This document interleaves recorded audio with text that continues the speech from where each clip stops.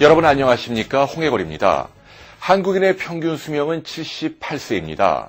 자, 그런데 얼마 전 보건사회연구원은 그 가운데 무려 11년 동안은 골골거리면서 아프게 지낸다라고 발표한 바 있습니다.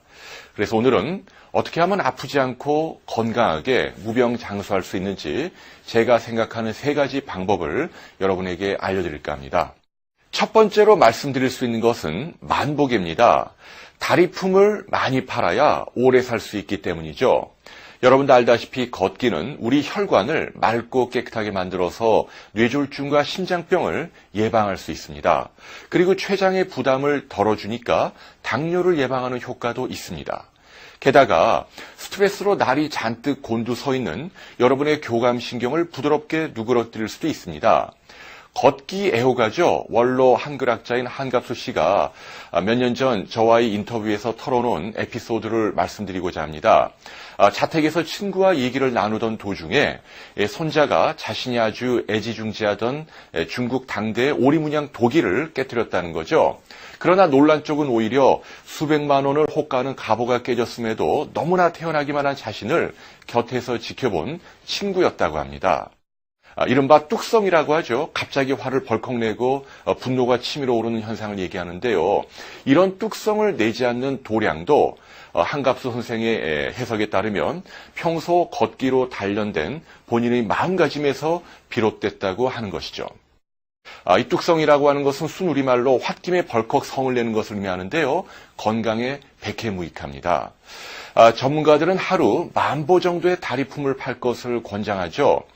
300kcal 해당하는 운동량인데요. 현대인의 식사량과 운동량을 조사해보면 평균 300kcal 정도의 열량이 남게 되고 이것이 대개 쌓이게 되면 복부 비만이나 동맥경화 등 성인병을 일으키는 것으로 알려져 있습니다. 대개 자가용으로 출근하는 분들은 3,000보, 또 대중교통을 이용하는 그래서 출퇴근하는 분들도 5,000보 남짓 걷는 것으로 알려져 있죠. 그래서 10,000보를 하루에 걸으려면 따로 시간을 내서 걸어야 합니다. 빠른 걸음으로 40분 정도 걷게 되면 3,000 내지 4,000보 정도를 더 걸을 수 있다고 합니다. 두 번째로 추천할 수 있는 방법이 바로 아령입니다. 왜냐면요, 노화의 시작은요, 머리카락이 하얘지는 것도 아니고 주름살이 생기는 것도 아니기 때문이죠. 의학적으로 노화의 본질은 팔뚝과 허벅지의 근육이 줄어드는 것으로 시작합니다. 최근 학자들이 가장 주목하고 있는 부위가 바로 근육이기 때문이죠. 근육은 단순히 힘을 발휘하는 기능 이외에 성인병을 예방하고 노화를 억제하는 기능도 지니고 있습니다. 그러니까 근육은 활력의 원천이기도 한다는 뜻입니다.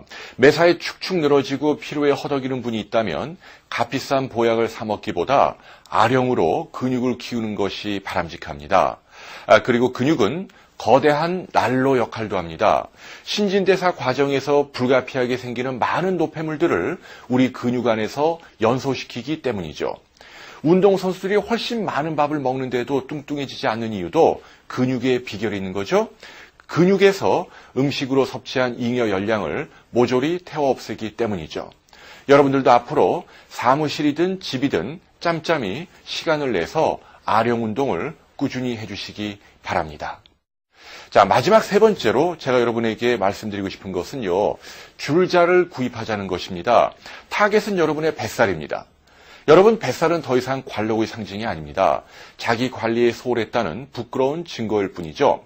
뱃살은 의외로 심각하게 여러분의 건강을 해칩니다. 여러분이 알고 계시는 대부분의 성인병은 뱃살을 공통분모로 시작합니다. 뱃살이 시작되면서 혈압과 혈당이 올라가고 동맥경화가 시작하죠. 대개 아랫배보다 윗배가 나온 것이 더 해롭다고 알려져 있습니다. 기준은 남자의 경우 90cm, 여자의 경우 80cm인데요. 이 기준은 키와 몸무게와 상관없이 일률적으로 적용됩니다.